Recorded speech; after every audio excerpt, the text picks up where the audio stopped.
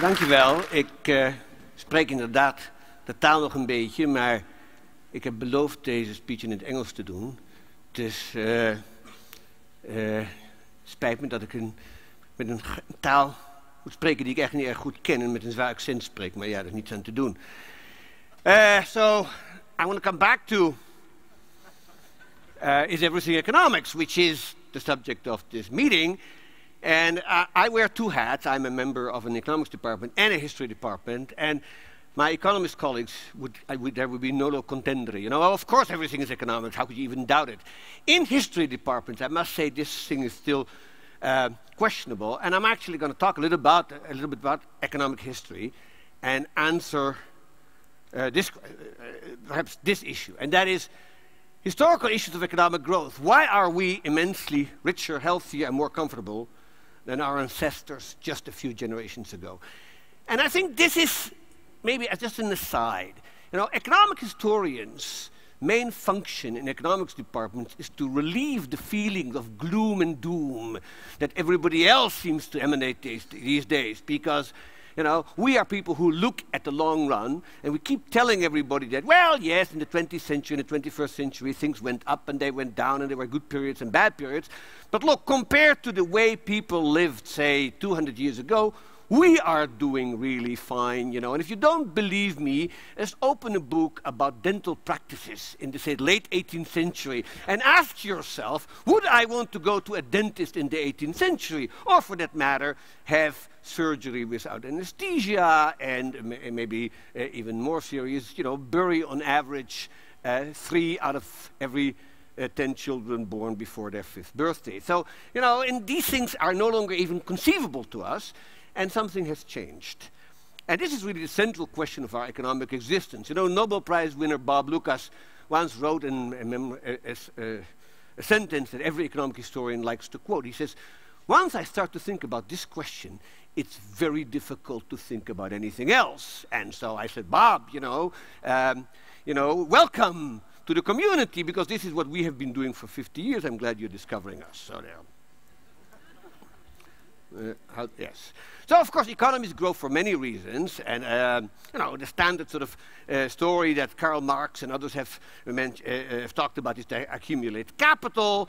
This is Sir Douglas North got a Nobel Prize for basically saying number 2. It's an easy thing to do, right? So they get better, more efficient because we allocate resources, something economists, of course, talk about a great deal, through better institutions. Now, I'm not going to talk about what better institutions are, but anybody who wants to know about that we can ask me over lunch. And then they, of course, start trading with each other, and there are economies of specialization and trade. This is sort of Adam Smith's story.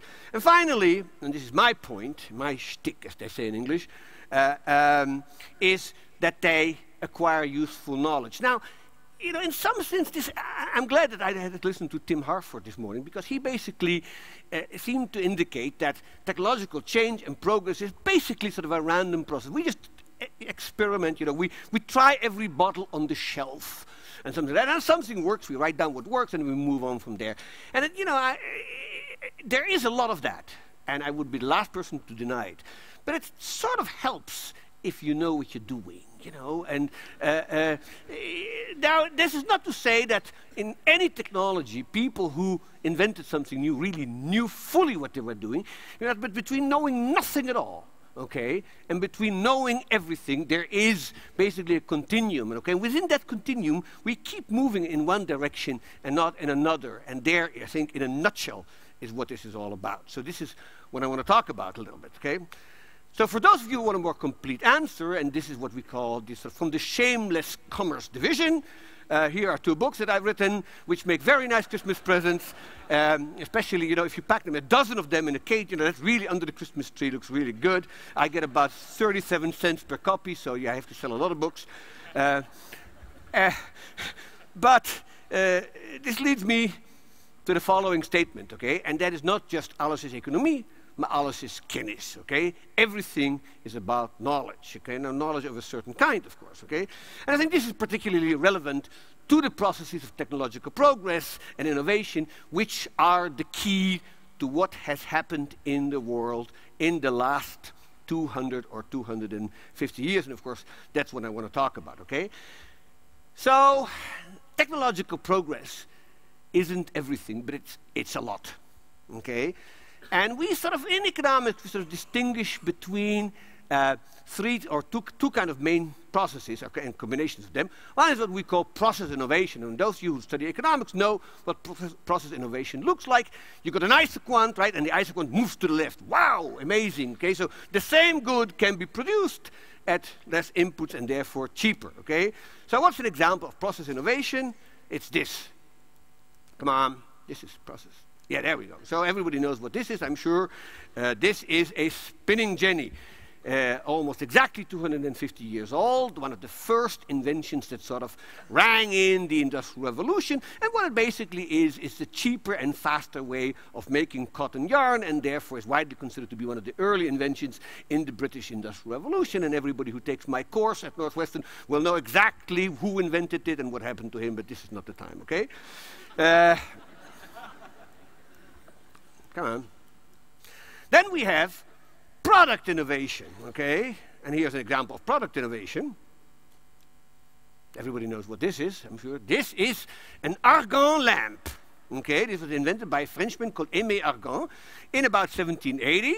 And it really is quite a revolutionary way of providing light. Now, this is one of the basic human needs, I suppose, together with food and drink and shelter. We want to have light, but in fact, until the argand lamp, the way of doing this was quite primitive.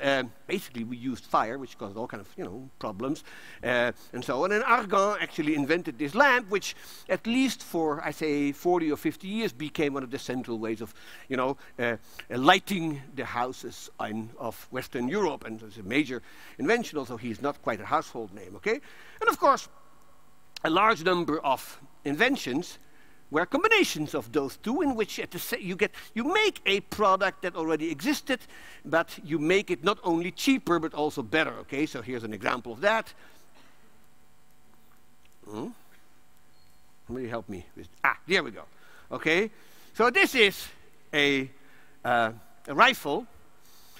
Made by a British engineer, actually his firm, Joseph Whitworth. This is made in about 1860. And with a rifle, it's actually fairly easy to determine quality, okay? So when you look at quality of a good, you are interested in, durability and performance and so on. With a rifle, durability is maybe hard to ascertain, but you can actually see range and accuracy, things like that. This is a product that could be made both cheaper and, importantly, better. Now, most of our innovations are of that nature. So they combine a lower price and fewer inputs with better performance. And this is what technological change consists in. So the question is, how and why does innovation take place? And why does it take place in some societies and not in others? So the classic distinction was made 100 years ago by one of the most influential economists of the 20th century, Joseph A. Schumpeter. And Schumpeter talked about this distinction between invention, which is the first occurrence, and innovation, which was the sort of implementation and diffusion of this particular invention.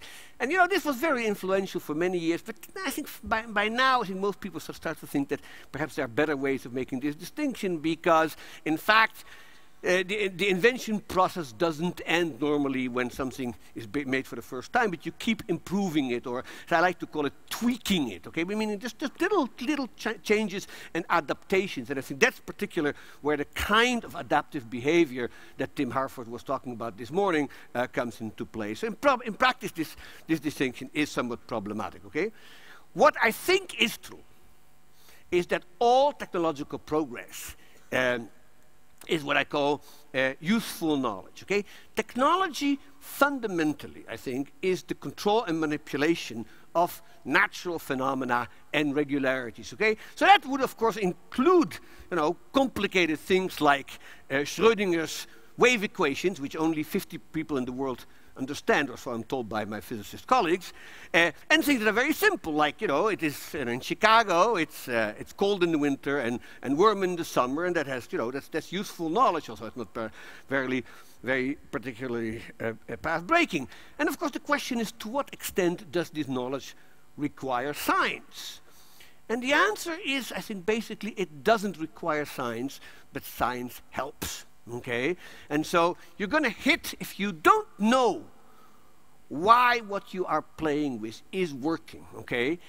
Then you can still invent it, but it's very hard to improve it. Let me give you one example that's not on my slides, but that will sort of drive the point home, okay? So in 1796, an English country doctor that you've all heard of, Edward Jenner, made a miraculous discovery, which became one of the most important inventions of the Industrial Revolution, so it's not always associated with it, okay? He discovered, as is well known, that if you injected the pus from cows into human beings, they got cowpox, and that would make them immune to smallpox, which was one of the great fears of 18th century existence, okay? Now, if you think about it, what do you have to know to understand why this works? Well, you have to know immunology, and you have to know virology, and you may have to know something about the working of the human body, but now none of those fields existed. He had no clue why that actually worked, okay? Which didn't stop him from becoming very famous and receiving a large grant from Parliament, so it was a major step forward, but of course, for 100 years, no other vaccinations were ever discovered because people had no clue. And they tried, They tried to inject the human body with all kinds of things, trying to stop cholera. They got cholera. They tried to get typhus. They got typhus, They didn't know, and they were experimenting the way Tim Harford was talking about. But because nobody had a clue, okay, nothing worked, okay? And it is only in the later part of the 19th and the 20th century that people finally started to develop things like immunology and virology, and they say, this is why Jenner's system works. Well, we can find something against other diseases. And so the diphtheria vaccine comes in, and of course later polio, and so on and so forth. And today, if we don't listen too much to Congresswoman Michelle Bachmann, we may continue vaccinating American children against a whole bunch of diseases because we know a little bit more about why it works. Now, we don't know everything, okay? But if you know something, it helps, okay? And so, to understand, therefore, the history of why we got to be where we are, okay, it's useful to know something about the history of useful knowledge, okay? So here's the summary of my argument, and then I'll just try to run through the main details quickly, okay?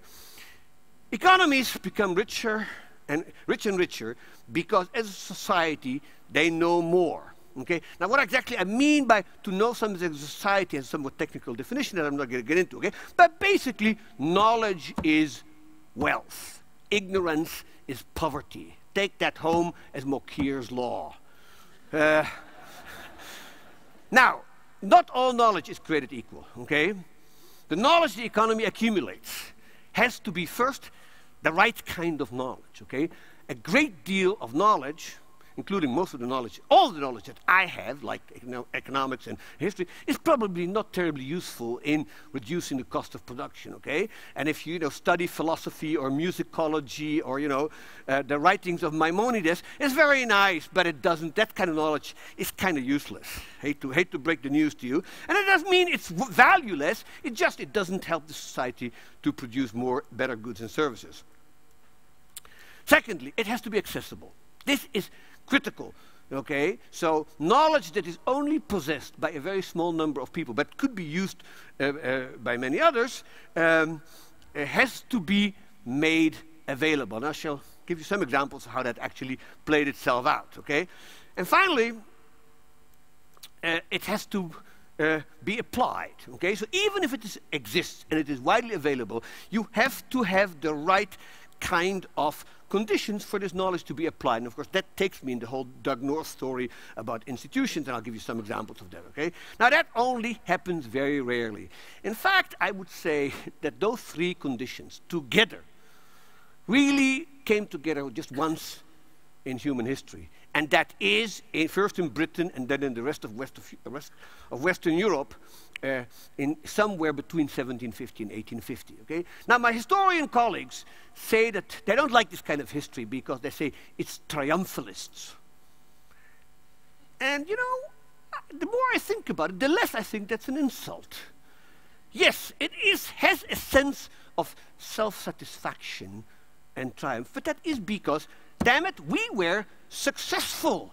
Okay? We brought down infant mortality rates from something like 250 or 300 per thousand, that's infant mortality, the first 12 months of life, from these absurd numbers to something that is around 4 or 5 per thousand. Okay? That is a triumph, ladies and gentlemen. And if I say that this was a success, if that makes me triumphalist, so be it. All right? So I'm probably going to get grief over this over lunch, but that's fine. I've had it before, and I know how to deal with it. All right.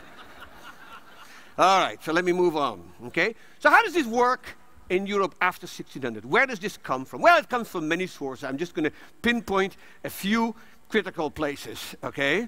And then I think the main thing is, and I think my colleague and friend Deirdre McCloskey will talk about this in a little while, is that the attitude toward what I call useful knowledge, and which was known at the time as the useful arts, okay, changed dramatically. And that turned out to be of particular importance.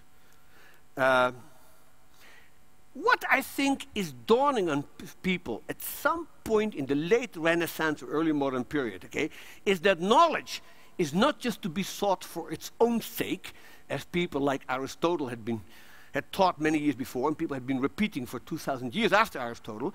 It is supposed to do something for us. It is supposed to lead to economic growth.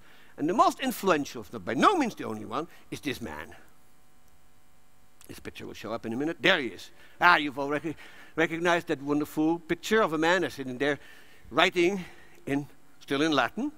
This, of course, is Francis Bacon, who has really one of the more influential writers of his time, and who basically brought about the fundamental, these are his dates, brought about the fundamental notion that knowledge is not there to be sought for, as he called it, the glory of the Creator, that's to say, to show how wise God is, but it's really supposed to do something for us. It's supposed to be food on the table, vegetables in the garden, shoes on your feet. He didn't put it that way, needless to say, but that is my free paraphrase. But that's basically what the Baconian message really was, okay? And what is interesting, of course, is that he is, his main impact is on the agenda of R&D. Needless to say, these are 21st century terms. He didn't use it that way. But basically, he did change the way in which people carry out research, and you can actually trace the development of the scientific activity in Britain and in the rest of Western Europe, where he was very, very influential, to the Baconian program, okay? And so this sets a new agenda for research, and that agenda eventually leads, with a long lag, and she asked me why did it take so long, I don't know. But basically what he says, look, knowledge is not, you have to generate it, you have to generate new, and then to make it accessible, essentially the point that I made a few minutes ago, okay? And so what he really says, let's say, and this is a sort of an 18th century paraphrase of that, but basically he says, look, the world consists of people who know things and people who make things, okay? The savant and fabricant, that's an 18th century French term, but it came straight out of Bacon, okay? He said it's very important to make sure that these people talk to one another so that the makers of things can learn what's the best knowledge available, but at the same time, the people who do science will be able to see what the problems are on the ground and what kind of issues manufacturers and producers are struggling with, okay? And from that, I think, what we get is the 18th century Baconian program, okay? So here's some of Bacon's more famous quotes, and it just sort of drives on the home. I sort of translated this into sort of modern English. The relief of man's estate, okay? This has nothing to do with the size of male organs. This is about, basically what we would call this is economic growth in our own time, okay? But the critical line is basically this. We cannot command nature except by obeying her. Well, commanding nature, of course, is what technology is exactly about, okay? And obeying her means we have to understand the laws so that we can use them, okay? So here. Now, his influence is huge, okay? If he had written, and this would have sung like a stone, I would not have mentioned it, okay? But his work explicitly leads to, oh, I see what's happening. I lost my my picture here, so I have to look back there. But his work explicitly leads to the founding of the Royal Society in Britain in 1660, which is dedicated to exactly the kind of thing I was talking about, but it is still widely cited by 18th century writers, some of whom you surely will recognize, okay? And so what he created, I think we can all say, is what I call the industrial enlightenment, okay? The notion that useful knowledge is the key to make society a better place to live in, okay? And the astonishing thing is not only that people realized it, but they did it, okay? They did come out with an increasingly number of improvements in a wide array of human endeavors, which made the condition of mankind a better place, okay? And so, not all of it worked right away, and it's sort of great fun to sort of see how these people try so hard to improve things, and they really cannot do it. So the 18th century, people spent enormous amounts of man and woman hours on research in electricity, and they don't get very much out of it because they don't know enough, okay? It takes the 19th century and then the advances of people like Ohm and Ampere and so on to get to grip to this. So it takes another century and a half between when people understand what electricity can do and they actually can do it. And in between of that, there are, much like Tim was saying, 99.9% of all the papers written and all the experiments carried out failed, were useless, and so on, okay, until they get it right. But the idea is that we should get it right, because if we get it right, we can live better. That idea survives and won't die, okay? And when enough of them work, and I give you some examples, that's enough to maintain the Baconian faith, okay? Now here's one example. Anybody who recognizes this is really well-read and well-versed in 18th century. This is René Reaumur. Here are his dates. He was very famous in his days, but obviously hasn't carried over to the 21st century, except if you have a very old-fashioned thermometer, which still measures, instead of centigrade, it goes into 8. That's the Reaumur scale. That's the only thing for which he was remembered. In his day, however, he was an almost classical Enlightenment man, okay? He was a mathematician, made his name as a mathematician, but worked on a whole bunch of issues that were very much in the Baconian tradition, okay? So he worked on the properties of iron and steel. Actually, he asked the first one to ask, what is steel? The answer he gave wasn't quite right, but he made a big step forward, okay? He worked on porcelain and glazing. This is the 18th century. Everybody was interested in Chinaware, okay? He did the research, okay? He worked on egg incubation. He worked on entomology. He wrote a huge volume on entomology, on insects. Why? Because insects harmed agriculture, and he cared. He worked on meteorology. That's his temperature measurement. That's the Reaumur scale that some people remember. He showed the feasibility of glass fibers. He showed that you could make paper from wool. This was a scientist who basically said, I am going to do applied research, okay? This is one example I picked. Here's another one I liked very much. This is Joseph Priestley, an Englishman, of course, in this case, although he died in Pennsylvania. Classic example of the English Enlightenment. Really a well-learned guy, political philosopher, heterodox religious thinker. He invented oxygen. There it is.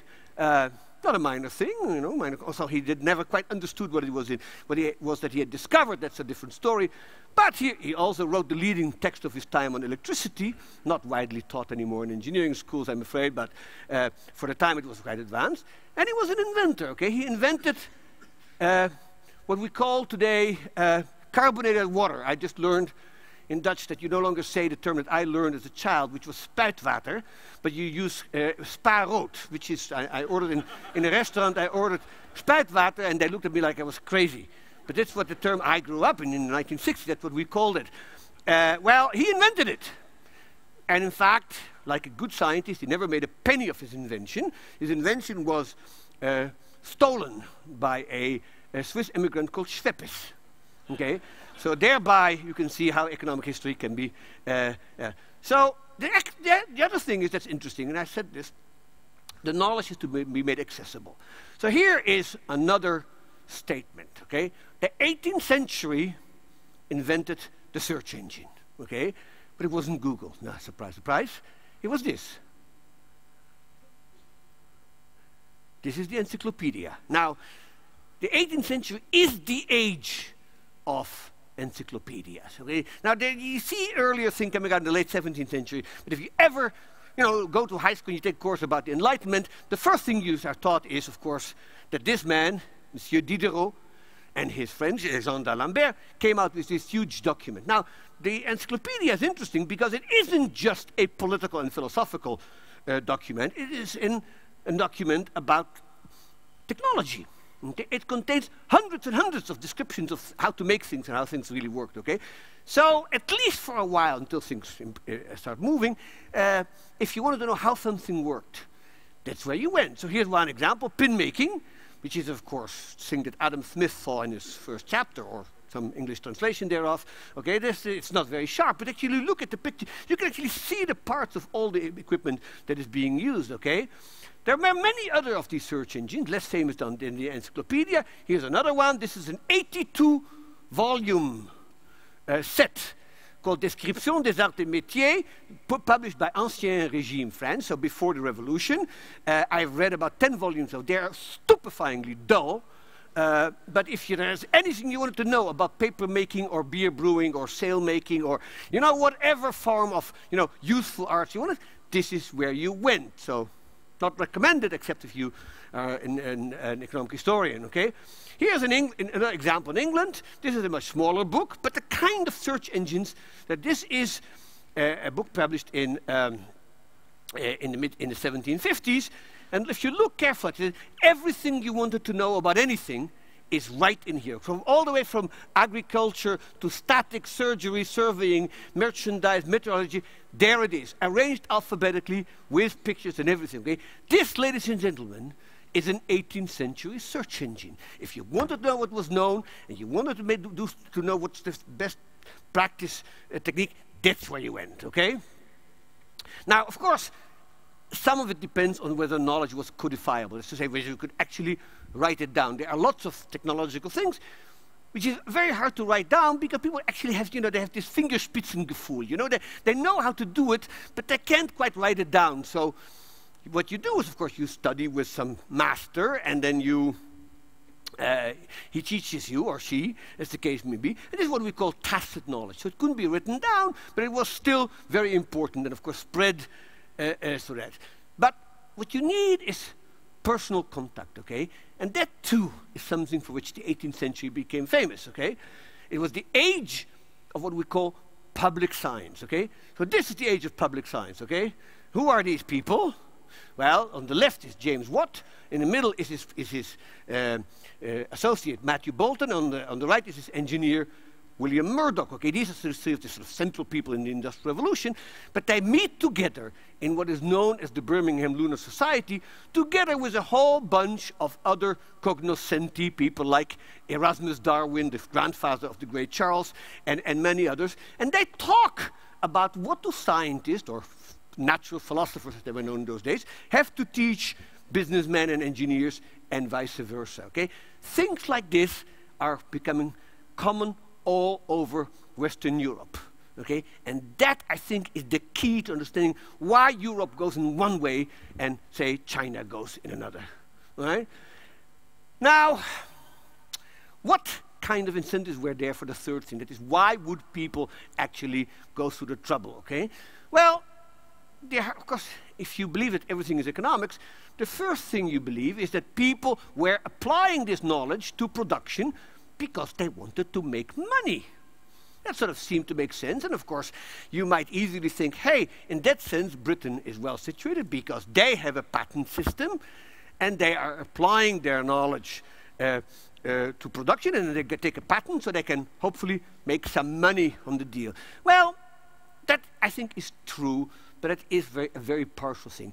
Hate to break the news to you, but at least in this field, not everything is economics. There are a few other things. Warm glow, feeling, hey, I solved this problem. I feel good about myself. It's the same kind of motive that made people say, do crossword puzzles. Okay? Nobody pays you for doing the crossword puzzle, but you do it anyway. Why? Because it makes you feel good when you look at it and you completed it, right? That kind of thing. Now, it is true that Douglas North, as pointed out, and many others, that British institutions did, and continental ones as well later on, did provide the right kind of environment.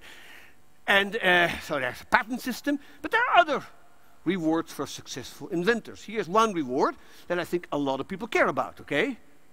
This is James Watt's statue in the center of Glasgow. You can see carefully, you can see it actually. And of course it makes him, you know, that kind of fame, that kind of celebrity status is something that a lot of people really care about, okay? So now we're just in the month in which Nobel Prizes are given out, and so it's quite clear that people do care about this kind of distinction. Now, Britain had many other ways of making you distinguished, not just putting in a statue. You could be appointed to the Royal Society, and then you could write Fellow FRS after your name, right? Fellow of the Royal Society. It's still quite a distinguished thing. Now, what about government? What about the state? Did the state matter? Well, books have been written about this in economic history, and the sort of conclusion is very helpful, is depends. So, but what is probably fair is to say that there are certain conditions which are necessary. You need a high level of law and order. You can't live in a society that is incredibly violent, incredibly full of criminals, and in which property is not protected, okay? But peace is a relative thing. Between 1688 and 1815, European nations were almost continuously at war with one another. And the effects of these, this is what most governments did most of the time, okay? They didn't really spend money on education or public health or anything like that. They spent money on war. And what the effect of these wars are not entirely clear, but obviously they were quite costly. But the institutions that came out of these wars are probably on the whole an improvement, particularly if you look at the sort of cathartic result of the French Revolution. Most of the countries, including France itself, by 1815 had overthrown their 18th century and, in many cases, antiquated institutions and brought in a new regime which was more pro-business, more free, pro-property, more pro-enterprise. Okay? Now, therein, I think, hangs a very important story, because Europe, unlike China at this time, consists of many competing polities, okay? So you have, you know, we all know what they are, and there's no need to detail them, but the competition between these states really implies that if you are a government, and even if you don't like innovation very much because you're very conservative, okay, you can't quite avoid it, because you always think, look, I don't really like to make this change, but if we don't do, and the British parliamentary commissions are full of this, you know, we don't really like this, but if we don't introduce, the French will, God forbid, okay? And of course, France thinks the same way, and you know, the Russians think that way, everybody still thinks that way. And so you get this sort of race to the top in which these competing nations actually introduce technology, even if they're not particularly fond of that, okay?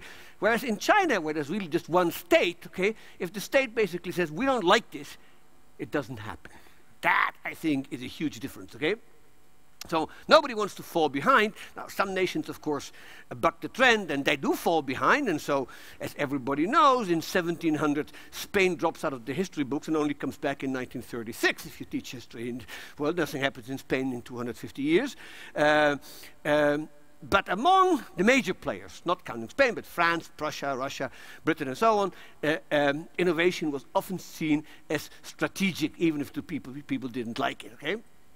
And so, governments did, in that sense, play an important role. So here's one example that I particularly like, okay? So, let me explain this. This is a man called Cloudesley Shovel, okay, who was a very well-known British admiral and beat and sunk a lot of French ships. But in 1707, in October 1707, he misjudged his position at sea so badly near the Scilly Islands, which is off the west coast of Britain, that he drowned together with a large proportion of his fleet. The reason was not that the weather was all that bad. The reason was that you can see that they floundered on the rocks because they had their location catastrophically, you know, disastrously wrong. Okay, they just did not know where they were. Not a good thing at sea. So then the British government basically says, look, we will promise the sum of £20,000, which is a huge amount in those days, for anybody who will solve the problem of measuring longitude at sea. So this led to this. This is the H1. This is what's known among technological historians as Harrison's H1. John Harrison was a British clockmaker who designed clocks with incredible accuracy. And of course, if you have two clocks that measure your position where you currently are, which you can do by looking at the sun, and the position of some fixed point, you know, like Greenwich, okay, then by comparing the two times, you can actually completely calculate where you are. The problem, of course, is that building a clock like that will need a pendulum for most of them. But of course, a pendulum on board of a ship, you know, is not the most reliable thing. So this is not a minor technical problem. But the man called John Harrison, after many decades of hard work, solved the problem. This is his first solution. This actually was not deemed good enough, but he built an H1 and an H2, H3, and so on. And in the end, he did get the money. Of course, once you say, I made it, they say, well, we didn't really mean 20,000. We really meant 10,000, you know. But he went all the way to Parliament, and he got what he wanted. This country believes in law and order.